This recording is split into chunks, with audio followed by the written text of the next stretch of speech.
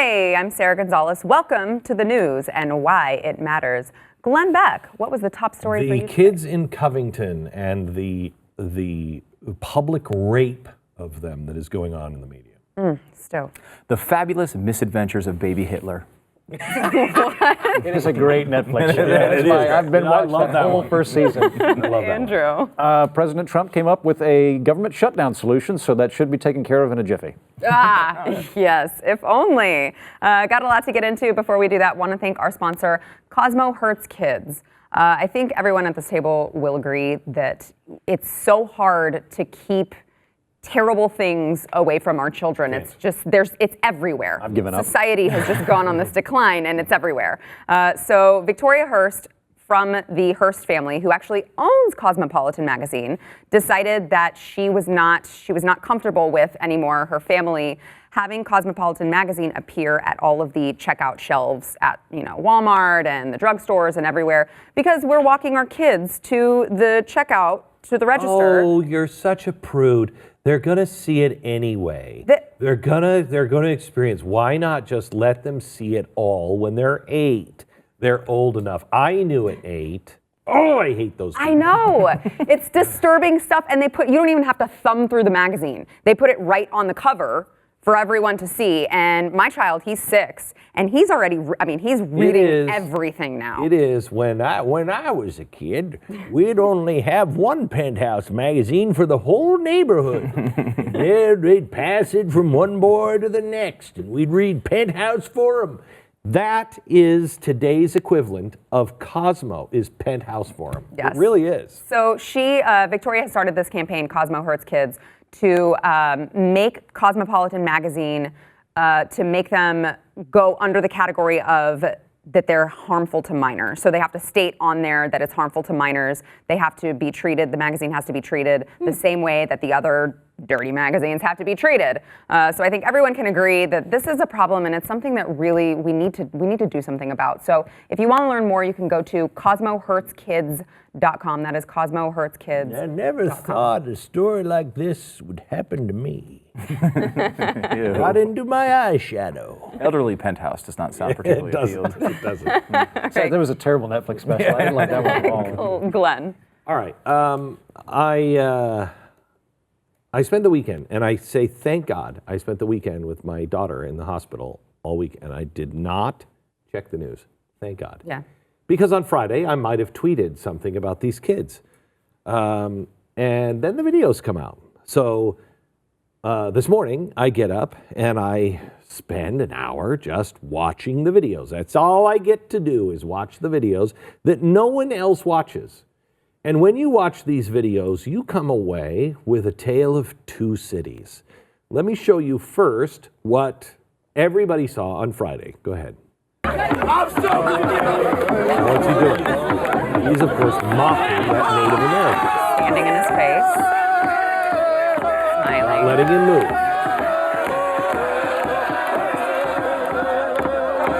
Okay. Horrible. That's Did you see the headlines? Oh, yeah. I mean, the headlines were very clear. These kids were mocking Native Americans. Yeah. Okay. Washington Post, the first real violator here of this one. They were the first really to report it in that context. Now, I don't know about anybody else, but when I'm at the table, this table, my broadcast table, on television, anywhere, if I make a mistake, I'm embarrassed. And I do something that we used to do, learn from our mistakes. The media does not learn from their mistakes. How many times have all of us been burned by tweeting something and we didn't know the full story? Okay? We've all been burned. But, well, not all of us at this table fall into this realm, but the average person, they don't have a responsibility to get the whole story. Now, I personally think everybody should, but when you're actually getting paid to do something, then there is a contract and an expectation that you're going to do the work to find out if that's true. In today's world, you get a video and that's all you get. When we were at Fox, why did we have a problem with, why has my relationship with Andrew Breitbart, which was great for a long time, why is it never been able to be healed? What happened? Well, I mean, there's a lot of stuff, but it was basically this one issue that he had a story, and we kind of like talked about it, teased it a little bit, and thought it was credible, and wound up kind of like not really being the truth. And what people don't know is Andrew did all of the work on exposing Acorn, gave him all of the credit, and we would talk on the phone all the time. But there came a time, and I don't know what the reason was, and I'm not saying it was nefarious, but there came a time where I asked him the first Acorn bust, I said, I need to see the raw tape. He said, okay, that's great, but I got a second one for you. So I did the second one. I need to see the raw tape. By the time we got to the third or fourth one, and I wasn't getting any of the raw tape, I said, Andrew, it's not that I don't trust you. I have to see it. I have to know that the edits are real. I trust you. And they were all real, weren't they? I mean, up until the very, very end, they were all real. But I needed to see them because I don't want to get burned. Okay? Everybody in the media should be this way. This Native American who was on CNN, they sat him down for an interview. Is there no one that had the time to find him, to book a car, to have him come from one place to your studio, to put him in makeup, to sit him down, to start the interview? In that time period, CNN does not have another researcher available to say, before we put this guy on, can we make sure, do you have any more video? Do you have any more footage of that? Is there anyone else with any footage? Because when you watch the footage of that kid sneering, that kid wasn't sneering. That kid was told by the adults, you have to let him finish his song. If he doesn't finish the song and you are seen walking away, they're going to call us disrespectful. The tensions were high because of all the other things that were going on. He was trying to signal to his friends, this is what he says, that I wasn't uncomfortable, that I was okay, and trying to disarm the system. I personally think he was just thinking how crazy this is, but whatever. But was he trying to diffuse? Watch it from another angle. Watch as one of his friends is confronted by another Native American in another red hat, and watch what happens. See the Native American on your right with the red hat. He's screaming, okay? You don't see it yet. He's screaming at that guy. And what he's saying is, you're just being white. This is all you do. We've been here forever. You go back to Europe.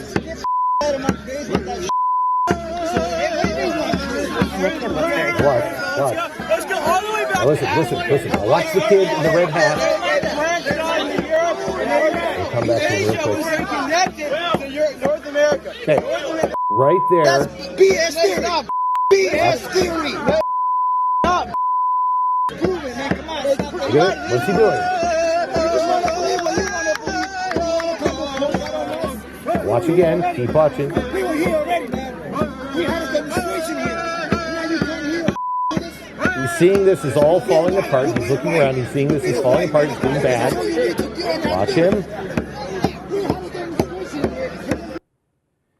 He walks away after he's told the other kid, stop it. Now there's another angle on this. This is not the angle that I saw, but there were so many videos, but there was another angle where you see him clearly say to that kid, knock it off.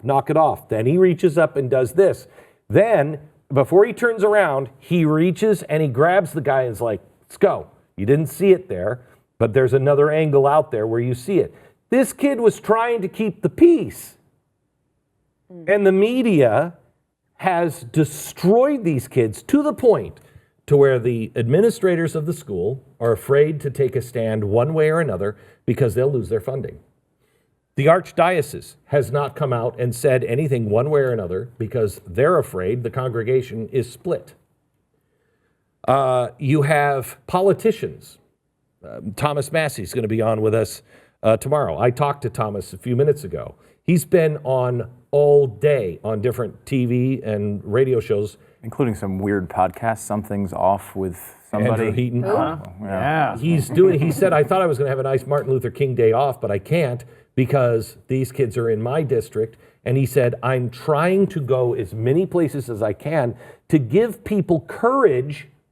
you know what the right thing to do is. Stand up for these kids. He said, and I'm doing it because I got it wrong.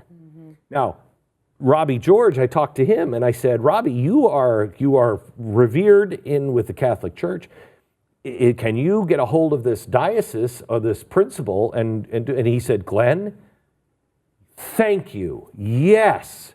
He said, I came out strongly against these kids, him being a big Catholic. I came out against these kids. He said, then I didn't pay attention to it. I went on my own way. And then yesterday I see it. And he said, oh my gosh, I have to apologize. He said, so I tweeted and I feel like I've done so much damage by the first tweet. He said, I will absolutely. So he's trying to also give courage to the people. Thomas basically said to me, because courage is contagious. Where have we heard that before? That's been my mantra for 4 years. You have to demonstrate courage because there's going to come a time where courage will be on short supply. Everyone will be afraid to speak out and take a stand, but courage is contagious. Speak out and act like those kids did. I'd be proud if that boy was my son. I would be proud of him. Still. A couple things on this. First of all, the process that you described, you going through, and Thomas Massey went through, and Robbie George went through, and there's been a couple. There's a great article in The Atlantic and Medium, a couple of liberals who had the same thing, and they kind of admitted, wow, I really reacted to this the wrong way, and that's great and should be encouraged. But like, it shouldn't be necessarily the average person's responsibility to need to go through 2 hours of tape to understand a story. This is the journalist's job. Yes. Their job is not to just, hey, a Native American says something bad happened, let's write the story. It's, okay, what is it? All right, let me go confirm this. Let me watch all the available video and make sure what he's saying is correct. They didn't seem to do that at all, and that's a real failure. Because they're all afraid of not being on the bandwagon. Yeah. And both sides are willing to accept the narrative that they feel fits. Okay, you hate Donald Trump. Here are these kids wearing the MAGA hats. So of course they're bigots. Of course they're racist. They do nothing. Yeah. There has to be an institution that says, stop. I'll be last, but we'll be right. That would be nice. That would be nice. I, for one, am way too busy to do this fact-checking, guys. I go with my gut, and then I yield all of the wonderful social capital I get off of Twitter for throwing someone under the bus. Oh, it feels good. Need I remind you that an important institution is 2 Minutes Hate that we took from George Orwell. Well, we find a daily person to sacrifice upon the altar of outrage in the United States. That's why the sun comes up in the morning. It's like the ancient Aztecs. So I think you are threatening global stability, Glenn. I'm going to play basketball with your head, just like the ancient Aztecs did as well. There's actually a book I might recommend for you. It's called Addicted to Outrage. You may or may not know the person who wrote it. No, but to your point, I mean, if you look at the video that was posted by I forget who their name was, but one of the people who was in the Indigenous Peoples March, it's like 30 seconds of part of that video, and you can very clearly see the Native American man walking up to the kids with the drum, which blows a hole in CNN's entire narrative and the Washington Post and all of that. If he just walks up and he's standing like 3 inches from him, it looks terrible. It looks like he's doing it to rattle the guy.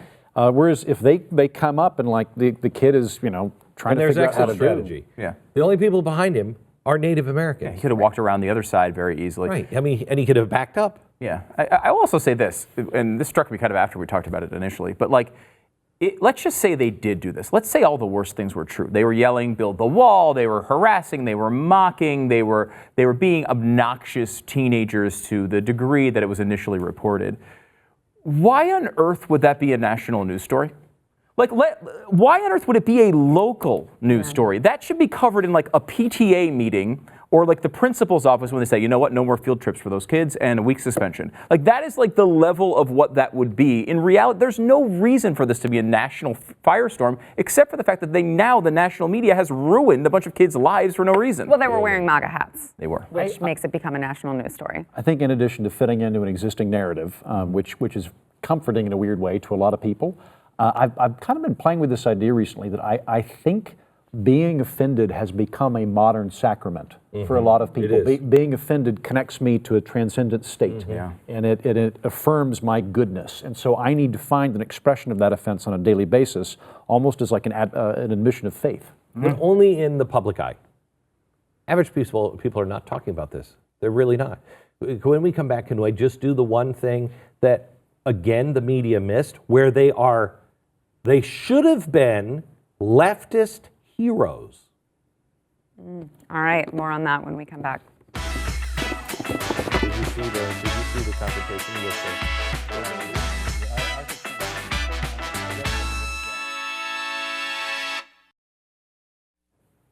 All right, before we get back into the conversation, want to thank our sponsor, Relief Factor. I know, Glenn, you just came up on your one-year anniversary of taking Relief Factor, and it has completely changed your life. I don't know if I'd still be here without Relief Factor. And that's quite a statement, but I think it's true. Yeah. I got to the end of my rope and just could not do it anymore, and I still have pain, but I am here, and do you hear me talk about pain anymore? Not really. Yeah, no. I mean, it's amazing. It's amazing. It's interesting to me, people think about physical pain, like, I got this back problem or I got this knee problem, but they don't think about how much it factors into your emotional well-being and just your general mood. All of it. Like it changes your entire life, every aspect of your life when you are in constant pain. It is the opposite of rose-colored glasses. Yeah. Everything, the best things can be awful. Yeah. Thinking about playing with your children or watching your children or your grandchildren being able to play and having them come up to you and go, Grandpa, my grandson, nothing I want more than to grab him and hold him up in my arms, but can't. Yeah. Can't, and it kills you. Yeah, Relief Factor has worked for a lot of us here at The Blaze. It can work for you. About 70% of the people who buy the Quick Start Pack that they have available go on to buy more. So it's working for them. It's working for us. It can work for you. It is worth a shot. Buy the 3-week Quick Start Pack now for $19.95. That's $20 to get you out of pain and change your life. It is worth it. Go to relieffactor.com or 800-500-8384. All right, Glenn, you wanted to make one more point on that. Yeah, I want to make one more point that these kids have been so maligned and there's so much hatred just because of their stupid hat. And I make the contention here that that's all this story is about. If those kids would not have been wearing those hats, this story would have never happened. Never. Yeah. They, in fact, if anything would have been said, they would have been heroes of tolerance. And on the left, perhaps, here's these Catholic schools, these prudes, these racists, these homophobes. Watch when they're talking to the black Israelites about homosexuality. Listen to what the protesters are saying and listen to the kids in the school, how they respond. I'm going to speak up. The Lord said he shall send us against a hypocritical nation. You make us swear on the Bible. You got on the back of the court system, in God we trust. On the back of your dollar bill, it says, in God we trust, but you give rights. Homosexuals, you give, and he used the whole word that we can't even say.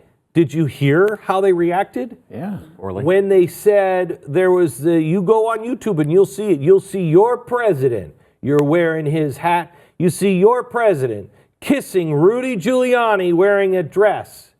And the kids say, so what? He's a homosexual. So what? You got a president who let homosexuals into the army. They again say, so what? And someone else says, they're humans. Yeah. Now, if that's not something to hold up and say, you know what? Look at our kids. They're better than the adults. Yeah. Really quickly before we move on, do you think that they should sue the media? Do you think that the families of these children should sue? Oh, I don't know. We talked this morning to one of the chaperones that was there, and after we got off the air, I spent about 15 minutes with her, and she said, we don't know what to do. We are afraid. She's like, we don't have anybody supporting us. And she said, oh my gosh, hang on.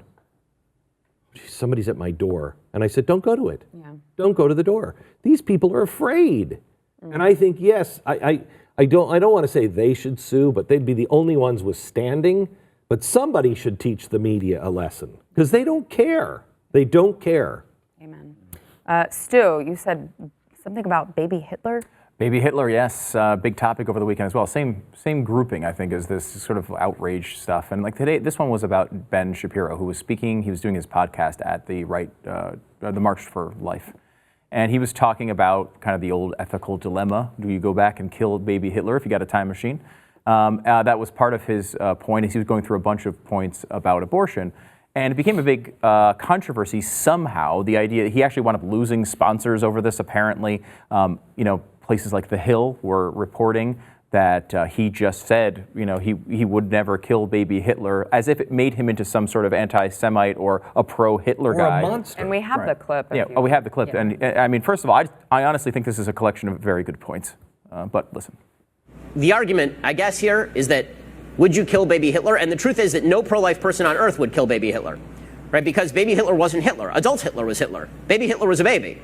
Right? What you presumably want to do with baby Hitler was take baby Hitler out of baby Hitler's house and move baby Hitler into a better house where he would not grow up to be Hitler, right? That's the idea. So that was supposed to be controversial. That's all I need. He's a Nazi. Yeah, right, thank you. That guy right there, that's not, I mean, Voice from Brazil. You're a science fiction guy. Hasn't time travel and science fiction, they've covered it over and over again. And they always decide what, Andrew? Don't kill Hitler.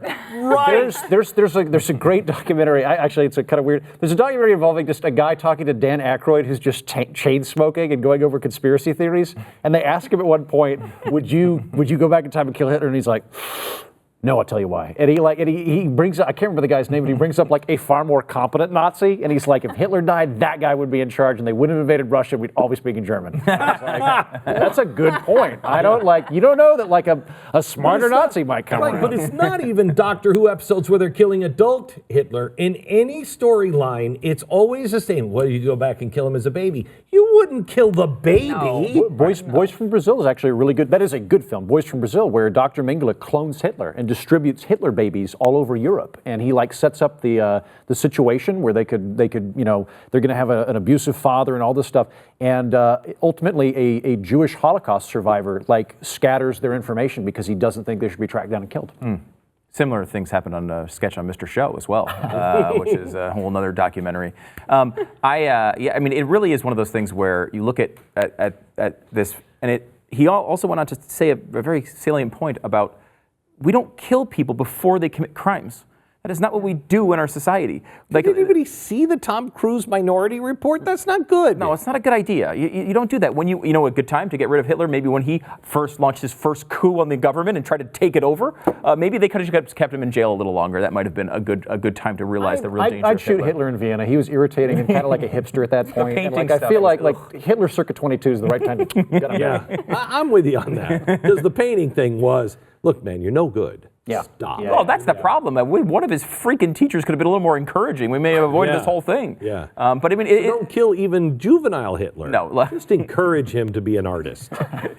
You are really good. You need to work better on faces. But if you look at this entire clip, it's legitimately 2 minutes long. There's absolutely no way to find it controversial. You can disagree with his opinion on some of the stuff, but there's no way to say like this is a horrible thing.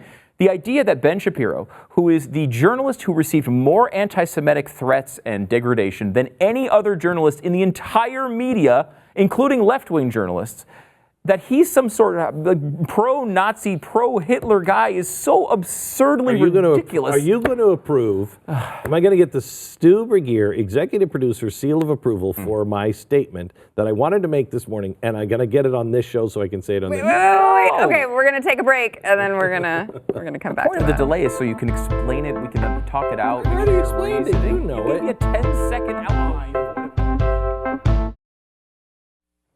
Okay, so Glenn just left us on this huge cliffhanger, and then he's just walked out. There was a Glen-shaped cloud for a second, like in Wile E. Coyote cartoons, and then he was gone. He decided he was done. This is good for America, I can tell you right now. Yes. Well, he'll eventually get to his theory on radio, I guess, and maybe tomorrow. All right. Why as well. Everyone tune in, and we've got overtime next.